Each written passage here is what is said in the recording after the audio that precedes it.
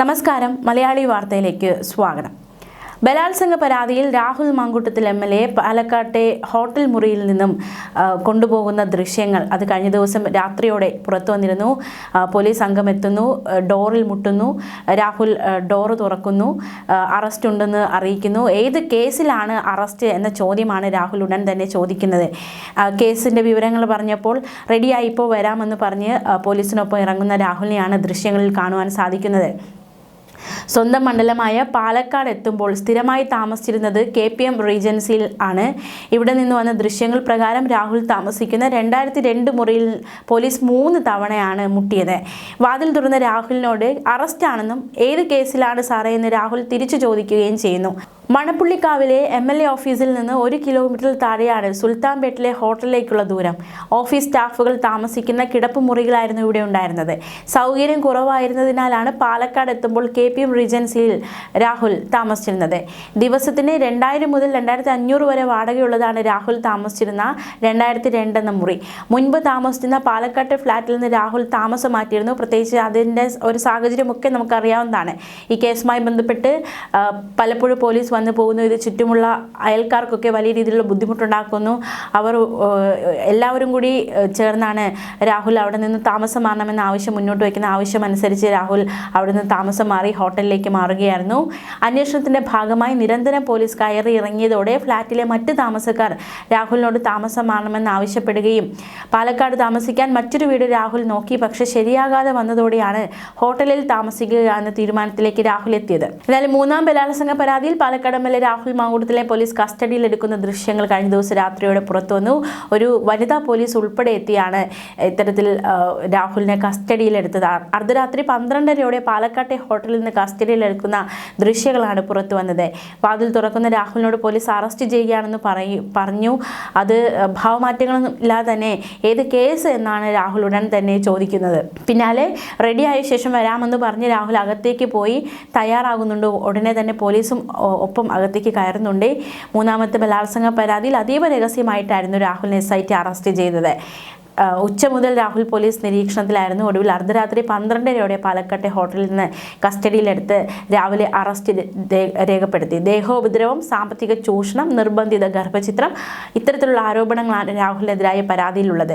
സമർപ്പിച്ച ജാമ്യാപേക്ഷയിൽ രാഹുൽ ഇവയെല്ലാം നിഷേധിക്കുന്നുണ്ട് എന്നതും ഏറ്റവും ശ്രദ്ധേയം. എന്തായാലും ബലാത്സംഗ കേസിൽ റിമാൻഡിലായ രാഹുൽ മാങ്കൂട്ടത്തിൽ നിലവിൽ മാവേലിക്കര സ്പെഷ്യൽ സബ് ജയിലിലാണുള്ളത്. രാഹുൽ മാങ്കൂട്ടത്തിന് ജയിലിൽ പ്രത്യേക പരിഗണനകളൊന്നും തന്നെയില്ല.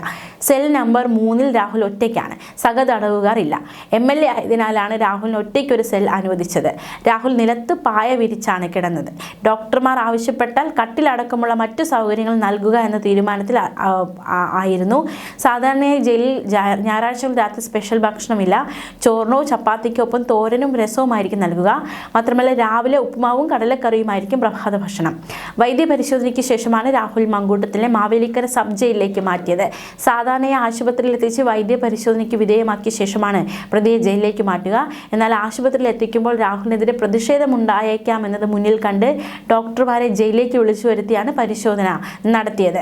അതേസമയം രാഹുൽ മാങ്കൂട്ടത്തിലെ കസ്റ്റഡി ആവശ്യപ്പെട്ട അന്വേഷണ സംഘം അപേക്ഷ നൽകും. രാഹുലിനെ വിശദമായി ചോദ്യം ചെയ്യണമെന്നും തെളിവെടുപ്പ് നടത്തണമെന്നുമാണ് പ്രോസിക്യൂഷന്റെ ആവശ്യം. കേസിൽ രാഹുലിന്റെ ജാമ്യാപേക്ഷയും പരിഗണിക്കും. തിരുവല്ല മജിസ്ട്രേറ്റ് കോടതിയാകും കേസ് പരിഗണിക്കുക. രാഹുലിന്റെ അഭിഭാഷകൻ ജാമ്യാപേക്ഷ സമർപ്പിക്കുകയും ചെയ്തിരുന്നു. അതേസമയം കേസിൽ നിർണായകമായി മറ്റു ചില വിവരങ്ങൾ കൂടി പുറത്തു വന്നിട്ടുണ്ട്. പ്രത്യേകിച്ച് 3ാമത്തെ പരാതിക്കാരിയും രാഹുലും തമ്മിലുള്ള ചാറ്റ്, അതിലെ വിവരങ്ങൾ മാത്രമല്ല രാഹുൽ ഭീഷണിപ്പെടുത്തുന്ന ചില ശബ്ദ സന്ദേശങ്ങൾ അടക്കം പുറത്തു വന്നിട്ടുണ്ട്. പാലക്കാട് ഫ്ലാറ്റ് വാങ്ങുന്നതുമായി ബന്ധപ്പെട്ട് ഇരുവരും തമ്മിൽ നടത്തിയ ചാറ്റാണ് നിർണായകമായത്. അതായത് ഫ്ലാറ്റ് വാങ്ങുന്നതിനായി യുവതിയെ നിർബന്ധിക്കുന്ന രാഹുലിനെ ചാറ്റിൽ കാണാൻ സാധിക്കും. 3 ബെഡ്റൂം വേണോ 2 ബെഡ്റൂം പോരെ എന്ന് യുവതി ചോദിക്കുമ്പോൾ വാങ്ങുമ്പോൾ 3 ബെഡ്റൂം ഉള്ളത് തന്നെ വേണമെന്നാണ് രാഹുൽ മാങ്കൂട്ടത്തിൽ പറയുന്നത്. അതാകുമ്പോൾ നല്ല സ്പേസ് ഉണ്ടാകുമെന്നും രാഹുൽ പറഞ്ഞു. പാലക്കാട് ഒരുമിച്ച് ജീവിക്കാമെന്ന് വാഗ്ദാനം ചെയ്താണ് ഫ്ലാറ്റ് വാങ്ങാൻ വേണ്ടി രാഹുൽ മാങ്കൂട്ടത്തിൽ യുവതിയെ നിർബന്ധിക്കുന്നത്. 2 ബെഡ്റൂം പോരെ എന്ന് യുവതി ചോദിക്കുമ്പോൾ 3 ബെഡ്റൂം തന്നെ വേണമെന്ന് കടുംപിടുത്തം. 1 കോടി രൂപ വില വരുന്നതായിരുന്നു ഫ്ലാറ്റ്. അത്രയും പണമില്ലാത്തതിനാൽ ഫ്ലാറ്റ് വാങ്ങുന്നതിൽ നിന്ന് യുവതി പിന്മാറി. യുവതി പോലീസിന് നൽകിയ മൊഴിയിലും ഫ്ലാറ്റ് സംബന്ധിച്ച വിവരങ്ങൾ ഉണ്ടായിരുന്നു. എന്തായാലും നിർണായകമായ ചാറ്റാണ് പോലീസിന് കിട്ടിയിരിക്കുന്നത്. അതേസമയം രാഹുൽ മങ്കൂട്ടത്തിൽ അതിജീവിതയെ ഭീഷണിപ്പെടുത്തുന്ന സന്ദേശങ്ങളും പുറത്തു വന്നിട്ടുണ്ട്. പേടിപ്പിക്കാൻ നീയല്ല, ലോകത്ത് ഒരു മനുഷ്യനും നോക്കേണ്ട, പേടിക്കാൻ ഉദ്ദേശമില്ല, ഇനി അങ്ങോട്ട് ഓരോരുത്തർക്കും അവരുടെ കുടുംബത്തിനും തിരിച്ചു കൊടുക്കും എന്ന് രാഹുൽ മങ്കൂട്ടത്തിൽ ടെലഗ്രാമിൽ പറയുന്നുണ്ട്. പലതും തുറന്നു പറയാൻ തന്നെയാണ് തീരുമാനം. ഞാൻ മാത്രം മോശവും ഇവർ പുണ്യാളത്തികളുമായിട്ടുള്ള പരിപാടി ഇനി നടക്കില്ല. നീ ചെയ്യാനുള്ളത് ചെയ്യ്, ബാക്കി ഞാൻ ചെയ്തോളാം എന്നാണ് ഭീഷണിപ്പെടുത്തൽ. ഓടി നടന്ന് നീ തിരിച്ചു പിടിക്കാൻ നോക്കുന്ന നിന്റെ ഇമേജ് ഉണ്ടല്ലോ, ബാക്കിയുള്ളവരുടെ ജീവിതം നശിപ്പിച്ചിട്ട് നീ ഇപ്പോൾ സൂപ്പർ ഹീറോ പുണ്യാളൻ ആണല്ലോ എന്ന് അതിജീവിത ചോദിക്കുമ്പോൾ, നീ ഇപ്പോൾ പേടിപ്പിക്കുന്ന പരിപാടി ഒരു മാസം മുമ്പൊക്കെ നടത്തിയാൽ അല്പമെങ്കിലും ഞാൻ മൈൻഡ് ചെയ്യുമായിരുന്നു. ഞാൻ എല്ലാ പരിധിയും കഴിഞ്ഞു നിൽക്കുന്നയാളാണ്. നീ ഈ പറയുന്ന ഇമേജ് തിരിച്ചു പിടിക്കലൊന്നും അല്ല മോളെ, അതൊക്കെ നിന്റെ തോന്നലാണ്. ഇനി ഒന്നിനോടും കീഴ്പ്പെടുന്നില്ല എന്ന എൻ്റെ തീരുമാനമുണ്ട്.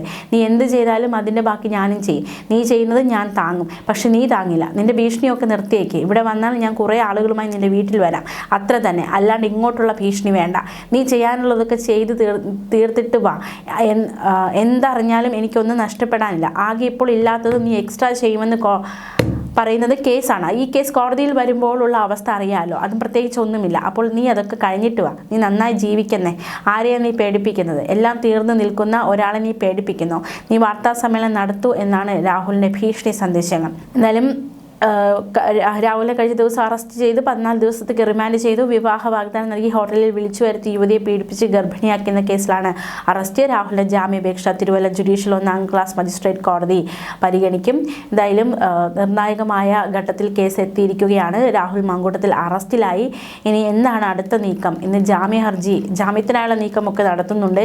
അപ്പോൾ ജാമ്യം കിട്ടുമോ? കഴിഞ്ഞ ദിവസം ജാമ്യമില്ലായിരുന്നു. ഇനിയും ജാമ്യത്തിനുള്ള ശ്രമമൊക്കെ രാഹുൽ നടത്തുന്നുണ്ട്. അത്തരത്തിൽ ശ്രമമൊക്കെ വിജയിക്കുമോ എന്നതും ഒരു ചോദ്യം തന്നെയാണ്. അതിനിടയിൽ ഭീഷണി സന്ദേശങ്ങൾ പുറത്തു വരുന്നു. എന്തായാലും കേസ് നിർണായകമായ ഘട്ടത്തിലെത്തിയിരിക്കുകയാണ്.